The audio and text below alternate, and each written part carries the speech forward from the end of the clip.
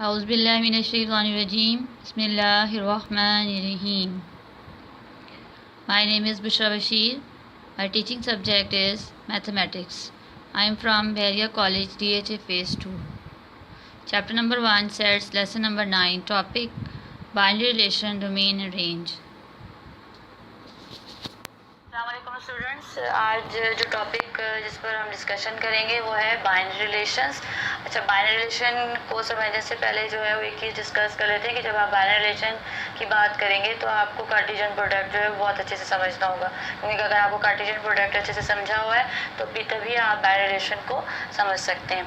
अच्छा, अब हम यहाँ पर बाइनरी जो आपके पास कार्टेशियन प्रोडक्ट है वो क्या होता है, जब आप दो सेट्स को मल्टीप्लाई करते हैं और आप जो आंसर है वो ऑर्डर पेयर की फॉर्म में लिखते हैं तो वो आपके पास क्या होता है, कार्टेशियन प्रोडक्ट होता है।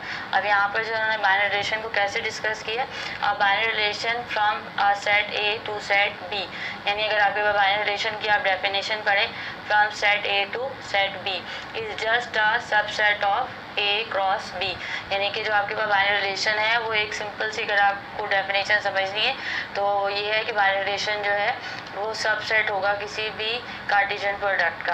यानी अगर आपके पास कार्टेशियन प्रोडक्ट में ए क्रॉस बी है, बी क्रॉस ए है, ए क्रॉस ए है या बी क्रॉस बी है, तो वो उसका सिंपल सा क्या होगा, सबसेट होगा। और सबसेट जो है वो मैं फाइंड करना आप लोगों को पिछले टॉपिक्स में सिखा चुकी हूँ, जब हमने पावर सेट पढ़ा था या जब हमने सबसेट और प्रॉपर और इम्प्रॉपर सबसेट्स जो है वो पढ़े थे। लेकिन अब यहाँ पर क्या होगा कि जब आप सबसेट्स बनाएंगे तो वो आपके पास ऑर्डर पेयर की फॉर्म में हो, क्योंकि जब हम कार्टेशियन प्रोडक्ट करते हैं तो हम ऑर्डर पेयर की फॉर्म में लिखते हैं, तो इसलिए उसमें जब आप बाइनरी रिलेशंस लिखेंगे तो वो किस में होंगे, ऑर्डर पेयर की फॉर्म में होंगे। अच्छा, फॉर एग्जांपल आपके पास ए सेट और बी सेट गिवन है, ए में बी वैल्यूज़ हैं और बी में 1 3 है, तो सिंपल मल्टीप्लाई करेंगे। मल्टीप्लाई करना मैं आपको सिखा चुकी हूँ, A1 A3 B1 B3, ये सिंपल मैंने मल्टीप्लाई कर दी। अब इसके जो अगर मुझे बाइनरी रिलेशन लिखने हैं from set A to set B, तो उन्होंने क्या कहा है कि जो सेट ए से सेट बी का अगर आपने बाइनरी रिलेशन लिखना है तो वो आपको सबसे पहले क्या करना होगा, उन दो सेट्स को क्या करना होगा, मल्टीप्लाई करना होगा। अच्छा, कभी होगा कि आपको लिखा जाएगा बाइनरी रिलेशन फ्रॉम सेट ए, यानी बाइनरी रिलेशन जो है वो आपने सेट ए से मतलब है कि आपने ए को दो दफ़ा मल्टीप्लाई करना है, A multiply by A, B multiply by B करना है। और अगर आपसे ये कहा जाए कि आप बाइनरी रिलेशन लिखें from set A to B या from set A to A या from set A B to B, तो फिर आप क्या करेंगे, ए मल्टीप्लाई बाय बी करेंगे, ए मल्टीप्लाई बाय ए करेंगे और बी मल्टीप्लाई बाय बी, यानी सबसे पहले आपको मल्टीप्लाई करना होगा दो सेट्स को, जो मैंने कर लिया यहाँ पर। उसके बाद उन्होंने कहा कि जो ए मल्टीप्लाई बाय बी है उसमें से अगर आप सबसेट्स बना दें तो वो आपके पास क्या बन जाएगा, बाइनरी रिलेशन बन जाएगा। अब यहाँ पर फॉर एग्जांपल मैंने रिलेशन के लिए मैं आर यूज़ करी और नीचे जो है 1 लिख रही हूँ, यानी कोई भी फर्स्ट रिलेशन अगर मैंने लिखना है तो अब मेरे पास जो ऑर्डर पेयर है उसमें से मैं कोई भी जो है वो दो जो है वो ऑर्डर पेयर उठाकर अपनी मर्ज़ी से जो है वो अगर मैं सबसेट्स में लिख दूँ तो या 1 लिख दूँ, 2 लिख दूँ, 3 लिख दूँ, या फिर जो है वो आपके पास 2 लिख दूँ, 1 लिख दूँ या 3 लिख दूँ, तो वो आपके पास क्या बन जाएगा, सबसेट हो जाएगा। क्योंकि सबसेट बनाते हुए हमने सीखा है कि हम सिंगल जो है वो नंबर पहले सबसेट्स में लिखते हैं, फिर डबल्स लिखते हैं, फिर ट्रिपल्स लिखते हैं, ठीक है। तो ये आपके पास सबसेट बनाने का मेथड है। तो आप क्या करेंगे, यहाँ पर आप कोई भी दो जो है वो ऑर्डर पेयर्स लेकर एक सेट में लिख देंगे, तो वो क्योंकि इसी सेट में से है और इस वजह से जो है वो उसका क्या हो जाएगा, सबसेट हो जाएगा किसका, ए क्रॉस बी का, ठीक है। तो A1 और B1 जो है वो कहाँ से बिलोंग कर रहा है, ए क्रॉस बी से बिलोंग कर रहा है, तो इसलिए जो है आपके पास ए जो ये रिलेशन है वो किससे बिलोंग कर रहा है, ए क्रॉस बी से, यानी ये जो है ए क्रॉस बी का क्या है, सबसेट है।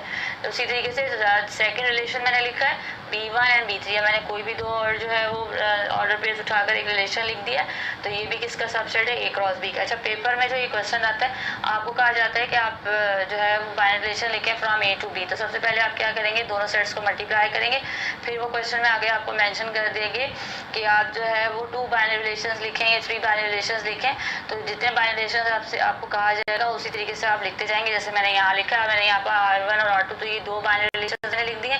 उसी तरीके से अगर आपको जो है वो 3 या 4 बाइनरी रिलेशंस लिखने होंगे तो उसी तरीके से आप इनको नंबरिंग देते जाएंगे और उसमें से अपनी मर्जी से जो है वो ऑर्डर पेयर्स जो है वो आप बना के जो है वो अलग अलग सेट्स में लिखते जाएंगे तो वो आपके बाइनरी रिलेशंस बनते जाएंगे from set A to set B. अच्छा, इसमें एक चीज़ और, दो चीज़ें और जो है वो आपको समझनी है। एक होता है डोमेन और एक होता है रेंज। जब आपने रिलेशंस लिख लिया, अब आपसे ये कहेगा भाई आप रिलेशंस आपने लिख लिए, अब रिलेशंस का डोमेन और रेंज भी बता दें। तो डोमेन और रेंज जो है वो बहुत सिंपल है, बहुत आसान है आपको समझने के लिए।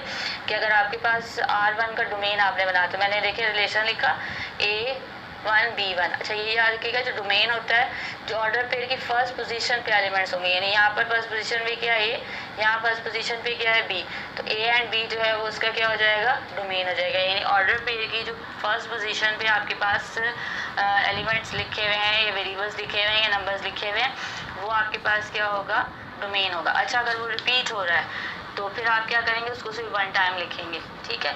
अच्छा, उसके बाद रेंज अगर लिखेंगे तो रेंज क्या होगा, अगर फर्स्ट पोजीशन वाला डोमेन है तो इसका मतलब है सेकंड पोजीशन वाला जो है वो क्या होगा, रेंज होगा। तो रेंज क्या आ जाएगी, 1। अब देखिए 1 जो है वो 2 टाइम्स आ रहा है, तो मैंने सिर्फ क्या लिखा है, 1 टाइम लिखा है, यानी मेरे पास जो है वो रेंज इसकी क्या आ गई, 1 आ गई। उसी तरीके से सेकेंड जो मेरे पास रिलेशन था वो B1 B3 था, तो उसमें जो डोमेन है वो मेरे पास क्या है, क्योंकि मेरे पास फर्स्ट पोजीशन पे जो है वो क्या है, B लिखा हुआ नज़र आ रहा है, तो मेरे पास डोमेन जो होगा वो क्या होगा, इसका B होगा।